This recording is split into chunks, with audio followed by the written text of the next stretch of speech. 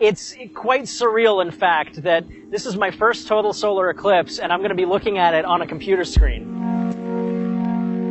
My name is Amir Caspi. I'm a solar physicist. I study the sun. Understanding the sun is important for understanding our place in the universe.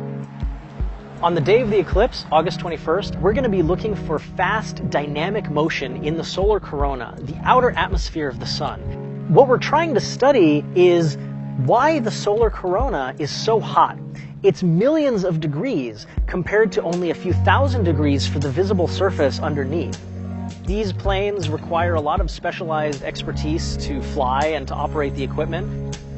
So originally this aircraft was designed to be like a medium bomber. It was built back in the early 60s. Then this version that you see behind me, the WB-57, was fitted with larger wings, larger engines, and the ability to fly high. We're going to start briefing several hours prior to takeoff. We have pilots and maintenance crew here that have dealt with these planes and these cameras for years. The equipment operators are going to be the ones responsible for actually aiming the cameras and making sure that everything is captured. That's something that takes hundreds of hours of training and experience. We'll step to the aircraft pre-flight and do all of our final checks.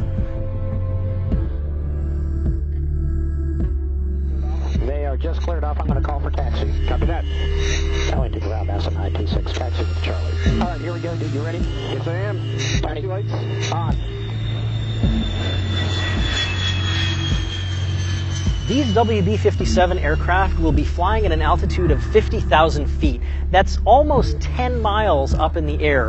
And the reason we're trying to fly that high is to get above most of the atmosphere to get a clearer picture of the eclipse.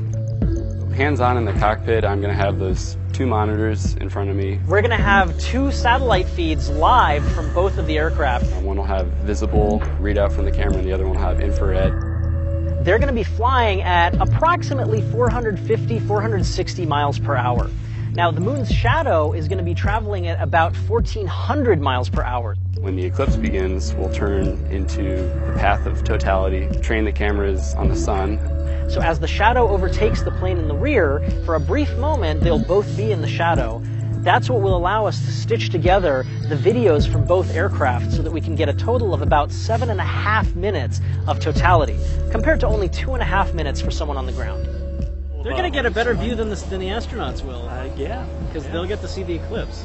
It's a unique place to sit above all the clouds, above all the weather, gently see that curve of the Earth. I wish I could go myself, but it'll be good being with you on the ground and so do I. these guys.